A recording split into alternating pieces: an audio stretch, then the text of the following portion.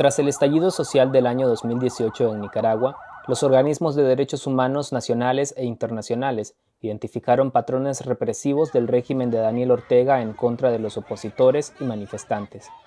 Represión a protestas, aprehensiones ilegales, faltas al debido proceso de las personas enjuiciadas y encarcelamiento injusto son algunas de las más comunes.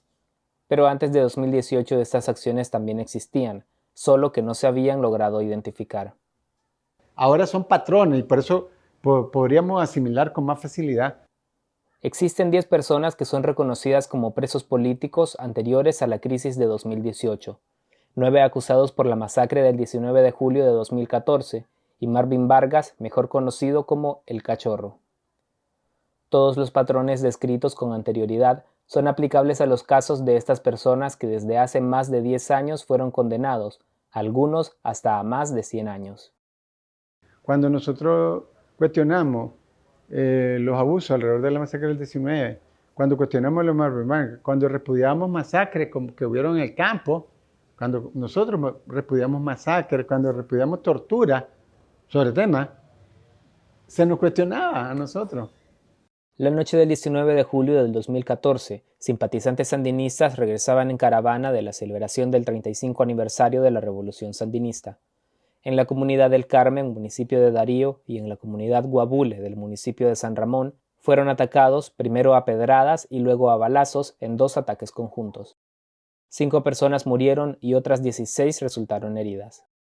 A los pocos días, la policía de Nicaragua brindó una conferencia de prensa diciendo que habían resuelto el caso en tiempo récord y presentó como acusados a Wilfredo Balmaceda, Walter Balmaceda, Zacarías Cano, José Ricardo Cortés, Eddie Gutiérrez, Rosendo Huerta, José Olivar Mesa, Jairo Obando y Leonel Poveda.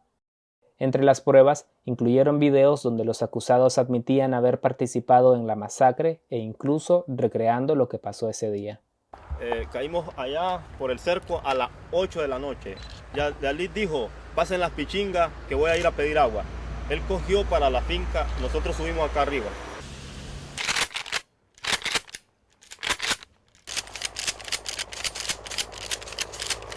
Sin embargo, los mismos acusados dijeron durante el juicio que fueron coaccionados a grabar esos videos bajo amenazas.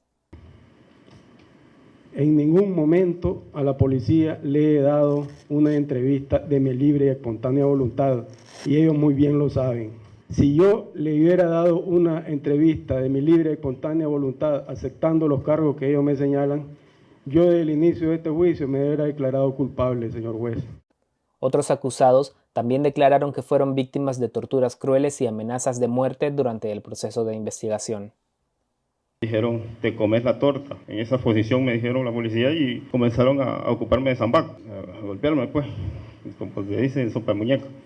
Y después, días después, bastantes días, ya varios días después, de cosas de maltrato, pues, el comisionado jefe de ahí, de auxilio judicial, me llevó a un lugar, una casa particular.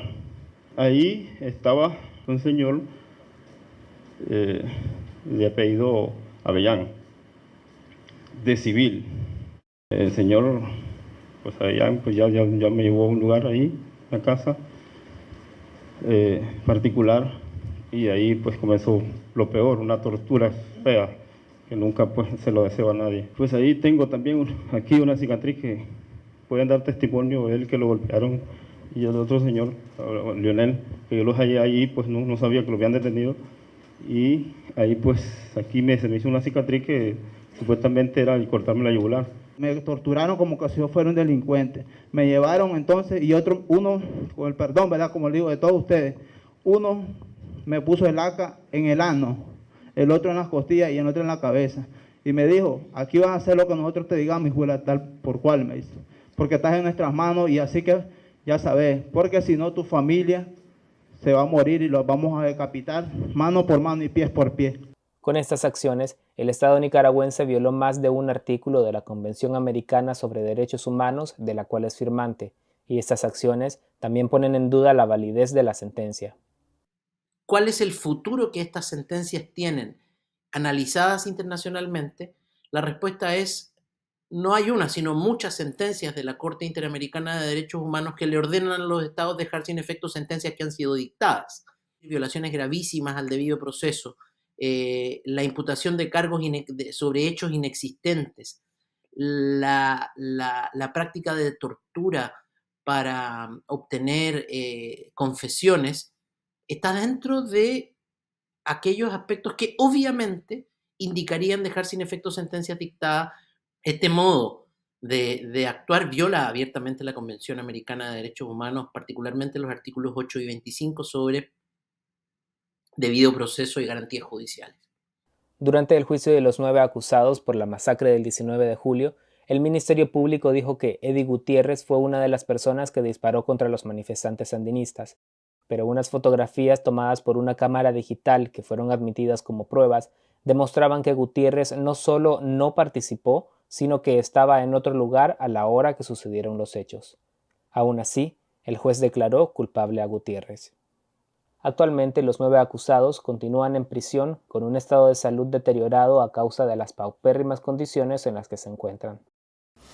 En el caso de José Ricardo Cortés, el odio de Ortega es tan grande que es un señor arriba de la tercera edad y ya está ciego, perdió la vista en la cárcel.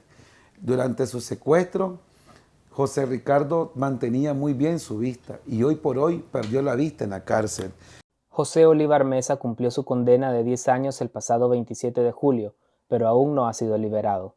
De acuerdo a personas cercanas a la familia, el pasado 5 de septiembre, cuando el régimen de Daniel Ortega desterró a 135 presos políticos, a Mesa lo incluyeron en el grupo que pretendían excarcelar, le cortaron el pelo, lo prepararon, pero no lo liberaron.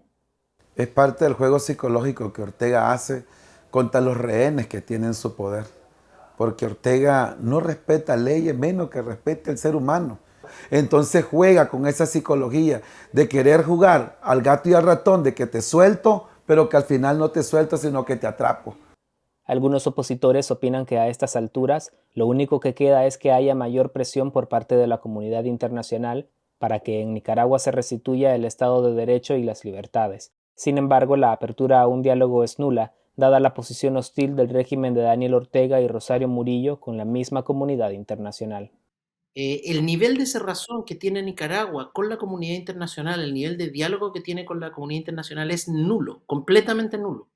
Esto no es comparable ni con la situación de Cuba, ni con la situación de Venezuela, ni con la situación de ningún otro estado de la región, y me atrevería a decir con ningún otro estado del mundo. O sea, el nivel de cerrazón para dialogar siquiera es absolutamente nulo. Entonces, es la Corte la que podría darle órdenes y probablemente en las actuales circunstancias no obedecería el Estado nicaragüense una orden de la Corte.